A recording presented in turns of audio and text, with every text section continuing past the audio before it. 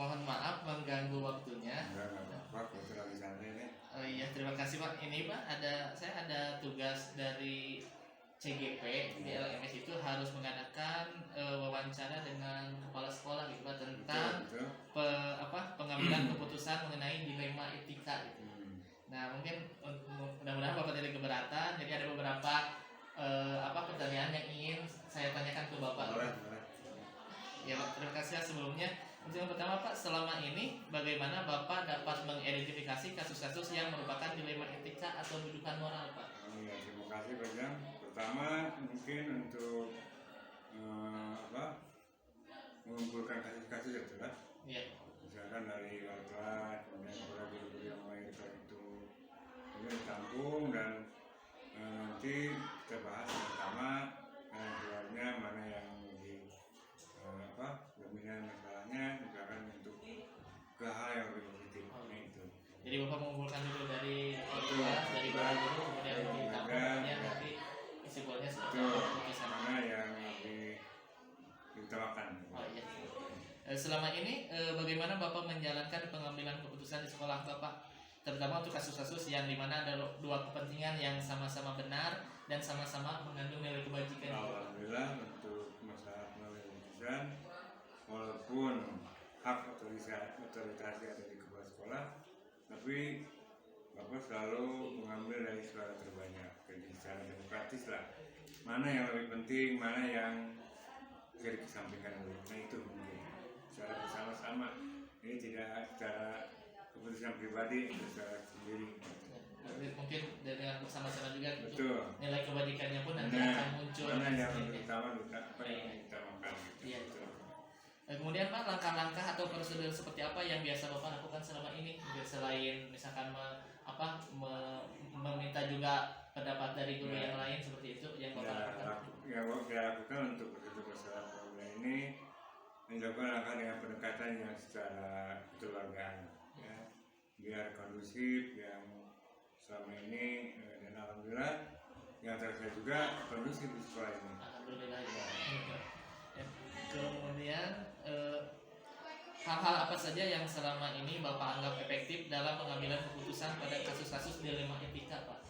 Nah, hal yang paling efektif itu ya tadi, pertama mengumpulkan dulu dari dan guru, kemudian kita pecahkan bersama-sama. Nah itu alhamdulillah, misalkan dengan cara bersama-sama itu enak dijalaninya gitu. Terus apakah tantangan apa yang selama ini Bapak hadapi dalam pengambilan keputusan yang berkaitan dengan dilema etika tersebut Pak? Tantangannya seperti apa? Tantangannya bisa saja dari pihak orang tuanya, misalkan contoh anak yang bawa HP bukan diraja dikumpulkan. Misalnya ada orang tua yang keberatan karena ada untuk komunikasi kan, tapi kan yang di sekolah itu sekarang ini dilarang gitu. Jadi di sisi lain mungkin orang tua perlu dengan anak berkomunikasi, tapi di sisi lain kan aturan dari sekolah tidak boleh untuk sekarang, tapi kan tahun-tahun yang kemarin itu justru diperbolehkan. Ya, karena pandemi seperti itu ya Pak. Ya.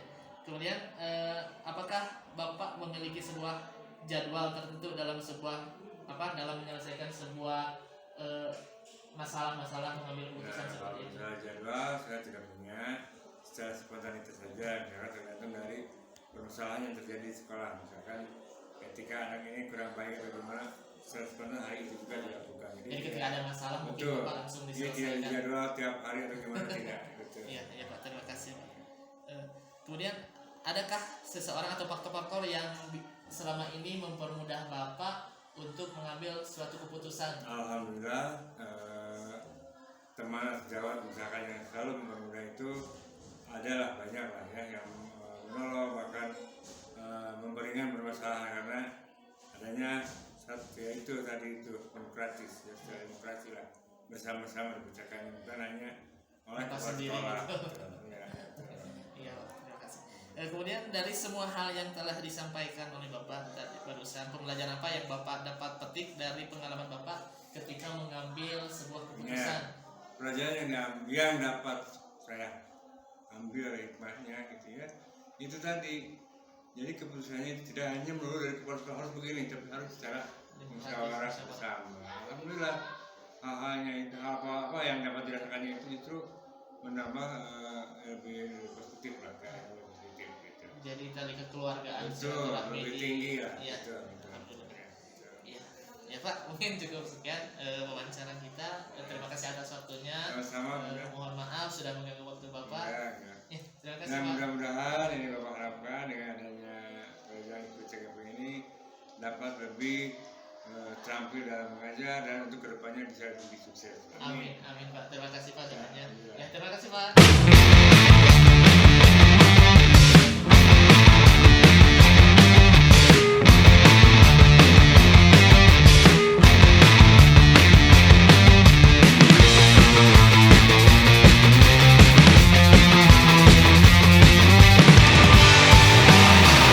Selamat siang Pak Jajang. Ini mohon maaf mengganggu waktunya Bapak. Ya tidak apa-apa Pak Jang. Ada waktu Bapak? Insya Allah ada. Ya gini Pak, tujuan saya menemui Bapak, saya kan di CGP ada tugas demonstrasi kontekstual, di mana tugas tersebut harus mewawancari 2 sampai 3 kepala sekolah mengenai proses pengambilan keputusan tentang kasus dilema etika Pak. Nah mungkin nanti saya ingin bertanya kepada Bapak tentang kasus-kasus yang pernah Bapak alami seperti itu Pak. Ya baik Pak Jang. Ya, baiklah Pak. Untuk yang pertama, selama ini bagaimana Bapak dapat mengidentifikasi kasus-kasus yang merupakan dilema etika dan atau bujukan moral Pak? Apakah pernah mengalami seperti itu? Mungkin untuk rujukan moral saya belum pernah Pak Jang menghadapi kasus seperti itu. Tapi untuk dilema etika ini ada beberapa kasus yang muncul. Nah di sini tadi pertanyaannya itu Bagaimana Bapak mengidentifikasi mengidentifikasi. Nah, saya di sini mengidentifikasinya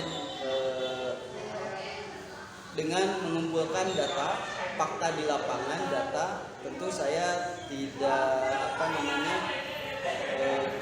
akan mempercayai hanya obrolan, tapi saya kumpulkan dulu fakta, kemudian data, kemudian saya mengolahnya sehingga itu jelas bahwa kasus yang sedang dihadapi itu apakah berhubungan dengan dilema etika ataukah bujukan moral.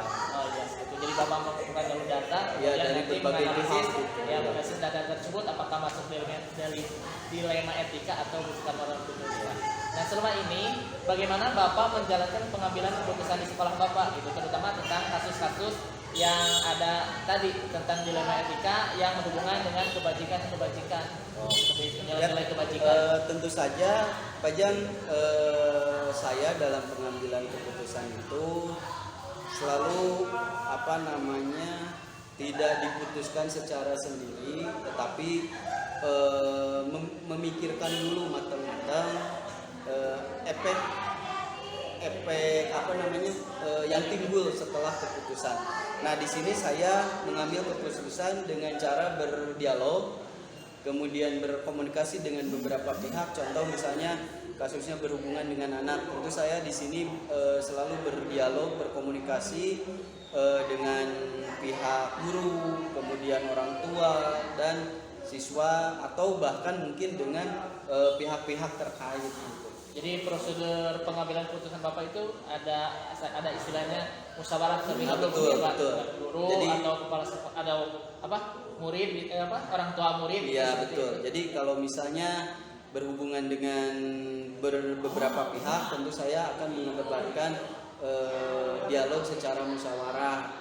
Nah kalau misalnya kalau untuk masalah-masalah ringan dan tidak ada efek kedepannya, mungkin saya bisa memutuskan sendiri. Tapi kalau untuk dilema etika, apalagi bujukan moral, ini saya selalu mengedepankan komunikasi dengan beberapa pihak yang terkait.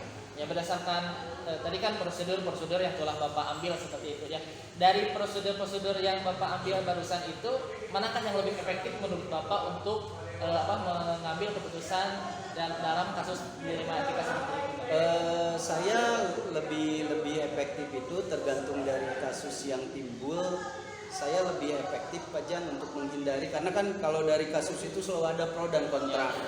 Nah supaya menghindari meminimalisir kontra ataupun efek yang timbul, tentu saya lebih efektif berdialog secara khusus dengan pihak-pihak tertentu. Jadi kan kalau dialog mungkin kan kita bisa sharing mungkin ya Pak. Nah, Bisa betul. sharing, bisa berbagi pengalaman atau Iya. apa sehingga mungkin keputusan yang diambil akan lebih tepat begitu. Betul, seperti itu. Betul. Nah, selama ini Pak, ketika Bapak mengalami memutuskan masalah-masalah kasus-kasus yang berhubungan dengan dilema etika, tantangan apa sih yang Bapak hadapi selama ini gitu? Nah, Yang paling berat gitu. Yang paling berat itu tentu saja Pajang, tantangannya itu yang tadi ya, pro kontra tersebut. Nah, tantangannya itu ketika keputusan kita ambil, kemudian ada pihak-pihak lain yang merasa kontra. Nah, itu mungkin yang menjadi hambatan untuk mengajak diskusinya, mengajak berdialognya supaya dari kebijakan atau keputusan yang saya ambil itu tidak merugikan banyak pihak. Kemudian apakah ada jadwal tertentu Pak ketika Bapak mengambilan keputusan seperti tersebut? Mungkin ada jadwal khusus misalkan atau bagaimana? Itu tergantung Pajangnya. Kalau misalnya dirasa masalah ini berat dan tidak mungkin diselesaikan dalam 1-2 hari, tentu saya akan menjadwalkannya. Tapi kalau misalnya masalahnya itu bisa selesai, kalau misalnya terjadi hari itu selesai hari itu juga, itu tidak perlu. Jadi sifatnya insidental dan bisa diselesaikan secara bekerja sama dengan beberapa pihak. Jadi sesuai Tergantung dari masalah apa yang akan diambil Ya, keputusannya seperti tapi kalau misalnya tidak selesai 1-2 hari, ya itu mungkin pasti ada penjadwalan untuk bisa menyelesaikannya Ya, secara betul. tuntas ya.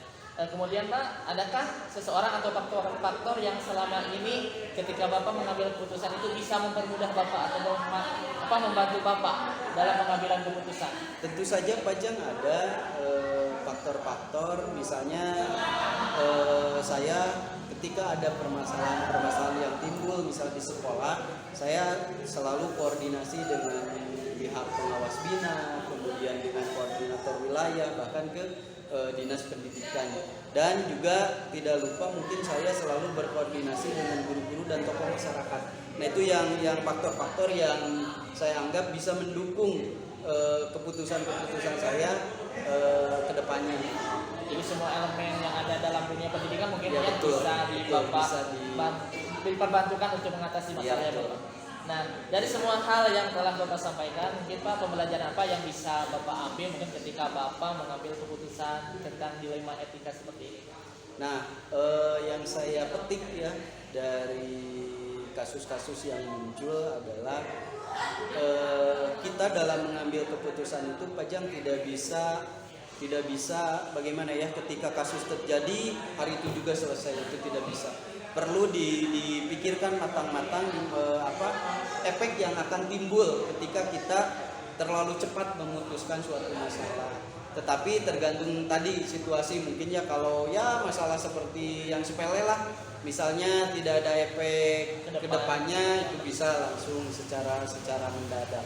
Tetapi kalau untuk masalah-masalah yang berhubungan dengan dilema etika, apalagi ini tergolong ke masalah berat ya, tapi selama ini saya belum ada yang berhubungan dengan pelanggaran hukum ya, mungkin hanya dari peraturan-peraturan di sekolah lah yang ini ya.